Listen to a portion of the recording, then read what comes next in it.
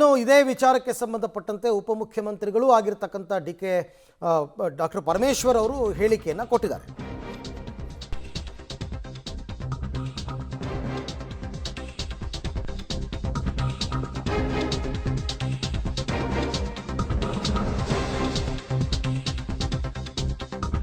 ಇವತ್ತು ರಾತ್ರಿಯೇ ಡಿಕೆ ಸಚಿವ ಸಂಪುಟ ಪಟ್ಟಿ ಫೈನಲ್ ಆಗುತ್ತೆ. ಇವತ್ತು ಅಂತಿಮವಾದರೆ ವಿಳಂಬ ಮಾಡಲ್ಲ. ಲೋಕಭವನದಲ್ಲಿ ತಯಾರಿ ಮಾಡ್ಕೊಳ್ಳೋದಕ್ಕೆ ಹೇಳಿದ್ದಾರೆ.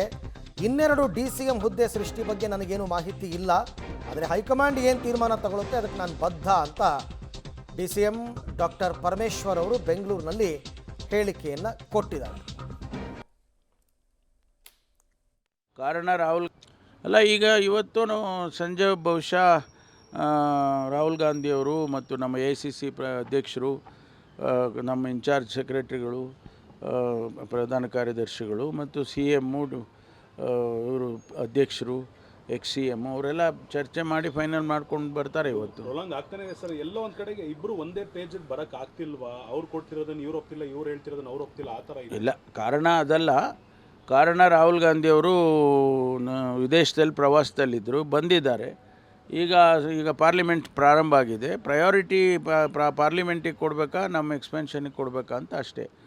ಆಗುತ್ತೆ, ಇವತ್ತು ನಾಳೆ ಆಗ್ಬಿಡುತ್ತೆ. ಜಮೀರ್ ಅವರು ಡೆಲ್ಲಿಗೆ ಹೋಗಿದ್ದಾರೆ. ಹೆಚ್ಚುವರಿ DCM ಬಗ್ಗೆ ಚರ್ಚೆ ನಡೀತಾ ಇದೆ ಅಂತ ಒಂದು ಕೂಗಿದೆ. ಅದ್ರ ಬಗ್ಗೆ ನನಗೆ ಮಾಹಿತಿ ಇಲ್ಲ. ಏನು ತೀರ್ಮಾನ ಹೈಕಮಾಂಡ್ ಮಾಡ್ತಾರೆ